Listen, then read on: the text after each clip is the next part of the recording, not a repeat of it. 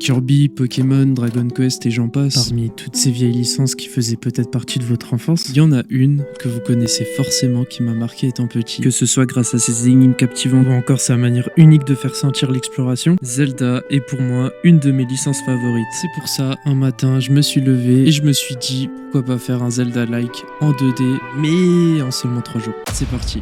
Super Idol 的笑容都没你的甜，8月正午的阳光都没你耀眼。 Ok, avant de commencer, il faut que je choisisse un moteur de jeu. Il y en a plein qui font le taf, mais pour ma part, j'ai choisi Gobot parce que j'ai l'habitude. Ensuite, il faut le protagoniste de l'histoire. Du coup, j'ai fait ça.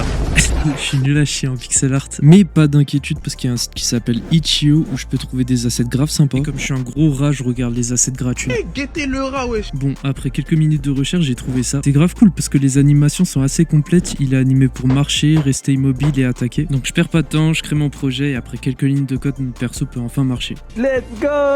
Par contre, la map du jeu, c'est le néant. Du coup, je pars vite chercher des tilemaps chez notre frérot Itch.io et j'ai trouvé une dinguerie. Regardez-moi ces magnifiques tilemaps. Grâce à ça, je suis passé de ça à ça. J'ai aussi mis des collisions pour pas avoir de problème de superposition et j'ai donné la possibilité à notre héros d'attaquer. Par contre, il a rien à attaquer. Du coup, j'ai ajouté un gros slime, enfin 3 gros slimes et j'ai fait en sorte que ce soit des ressacs APV. Puis comme dans la majorité des jeux Zelda, j'ai ajouté une mécanique de combat en temps réel. En gros, quand notre personnage attaque, il fait apparaître une zone qui s'appelle Hitbox et si cette zone entre en collision avec la zone du slime appelée Hurtbox, bah ça fait des dégâts. Ça donne ça avec la vue des zones.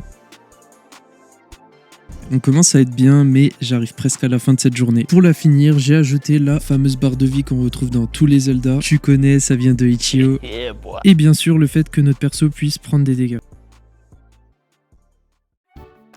On est jour 2 et les problèmes commencent à arriver. J'avais envie d'ajouter la fonctionnalité de casser des pots parce qu'on va pas se mentir, c'est iconique dans Zelda. Mais il s'avère que pour faire ça, il fallait que je fasse 6 animations. Et vu mon niveau en pixel art, bah c'était vraiment pas gagné. Dans ces animations, il y en a 3 où le perso ramasse le vase avec la vue de dos, de face et de côté. Et il y a les 3 autres animations où le perso marche en portant le vase. Ensuite, j'ai pris un vase, je l'ai animé pour qu'il se casse et j'ai tout assemblé pour me retrouver avec ça.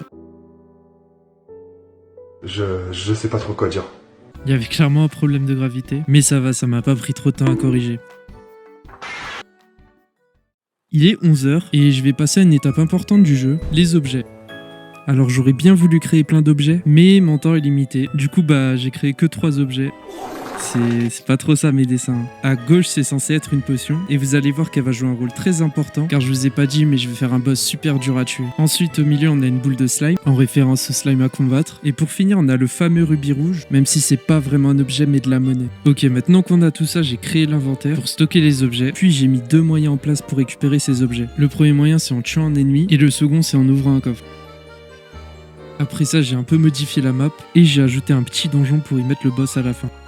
On arrive à 20h et j'ai trop la flemme de continuer. Du coup, je suis parti jouer à un jeu de papy qui s'appelle TFT. Mais qu'est-ce qu'il me raconte là, ce fils de... C'est la dernière journée, j'enchaîne directement avec la création du boss. Par contre, je me suis pas trop pris la tête, j'ai juste pris le slime et je l'ai agrandi. La différence, c'est qu'il lance une attaque d'enculé et bien sûr, il a plus de PV. Ensuite, je me suis dit, j'allais au moins ajouter une énigme parce qu'il y a littéralement que ça sur Zelda. Voilà l'énigme. Terrifiant. Je vous laisse un peu de temps pour trouver la solution. Et oui, il fallait bien pousser l'arbre sur l'interrupteur. What?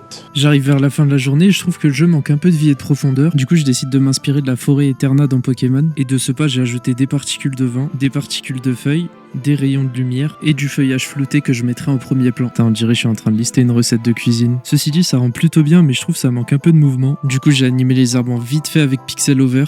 Et là, ça a l'air d'être un peu plus vivant. Pour finir le challenge, j'ai ajouté une petite ambiance dans le donjon et voilà le résultat. The Legend of Zelda, souvenir d'enfance, disponible sur Amazon.